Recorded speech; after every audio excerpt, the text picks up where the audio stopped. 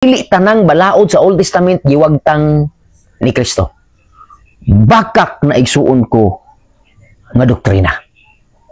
Kay gipasabot ni Apostol Pablo, igsuon ko nga ang giwagtang ni Kristo mao ang balaod sa pagkaway tuli.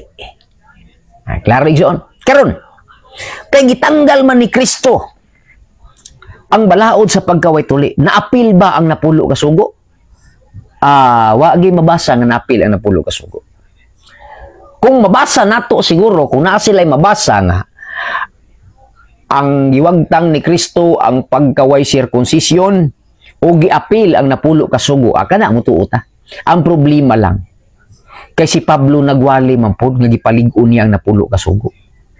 Santiago 2 bersikulo 11 ug 12. Ingon si Apostol Pablo, makasala ka gayud kung ikaw magpatay. Gipalig-on na napulo ka sugo, wala. Gipalig-on igsuon ko. Wala mawala ang napulo ka sugo. Ngano man, kay isa pa ang napulo ka sugo, dili gid pud na balaod ni Moises. Exodo 24 bersikulo 12, ang napulo ka sugo balaod gayud sa Dios ug mismo ang Dios ang nagsulat niini. Nga ilang ipahid nga balaod kuno Moises, igsuon ko wa na mao. Ang balaod nga naa sa panahon ni Moses nga giwagtang sa Kalbaryo sa cross ato nang nadunggan og nasabtan 100%. Ang balaod di ay sa pagkawalay tinuli. Ato nang basahon, pinaagi sa kamatayon ni Kristo, wala na maglantaw ang Dios ug mapisot man kag dili. Ang importante mga lagad kas Ginoo giusatan ni Kristo igsoon diya sa iyang kamatayon. Ayaw intaw ninyo i-apil ang napulo ka sugo kay wa ginilabot igsoon ko. Atong basahon. Basahon to klaro kay igsoon na ang kabatok di ay sa Hudiyo nga balaod nga wa magkama di mao igsoon ko nga giwagtan ni Kristo, ang balaod di ay sa pagkaway tinuli. Kay tungod anang mga pisot, ang mga Hudiyo igsuon ko kanang himantayon kayo. Kana sila mga pisot na dili ta makikuyog nila kay hugaw sila. No?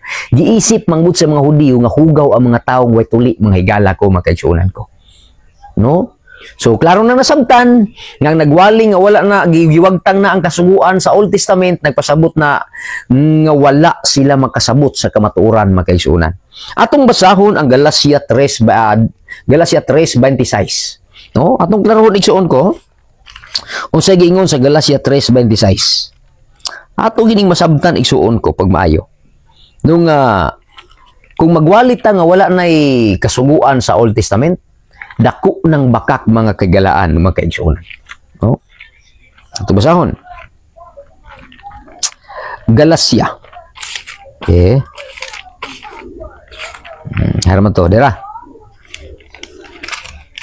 Galacia 3 bersikulo 26. Numatod pa din hima kaigsuonan. Paminawag ni iso, no? Pinaagi sa pagtuo kamong tanan na himong mga anak sa Dios sa pagpakighiusa ninyo kang Kristo Jesus. No? Klaro kay iso, no? 28. Busa wala nay kalainan sa mga Hudiyo ug sa mga dili Hudiyo, sa mga ulipon ug sa dili ulipon, sa mga lalaki ug sa mga babayi, kay nahiusan naman kamong tanan kang Kristo Jesus. Tanawa igsoon na. Sa unang panahon ang pagkapisot igsuon ko babag ni. Muni babag sa mga Hudiyo nga dili sila igsuon ko makighalubilos mga Hintil. Apan pinaagi sa kamatayon ni Kristo, giwala kini nga balaod ang pagpakiglikay sa mga dili mga tuli igsuon ko. So klaro no? Specific kay ang gipasabot sa Biblia igsuon ko nga ang giwagtang ni Kristo kana lang balaod sa pagkaway tuli. Na ilang giratsada giapil nilang napulo ka sugo. Kabalo ba mo nganong giapil na napulo ka sugo? Tungod anang Sabado. Kay ang Sabado naa sa napulo ka sugo. Muna igsuon ko nga ang kanara magit mo napulo ka sugo balaod gyud na sa Dios igsuon ko.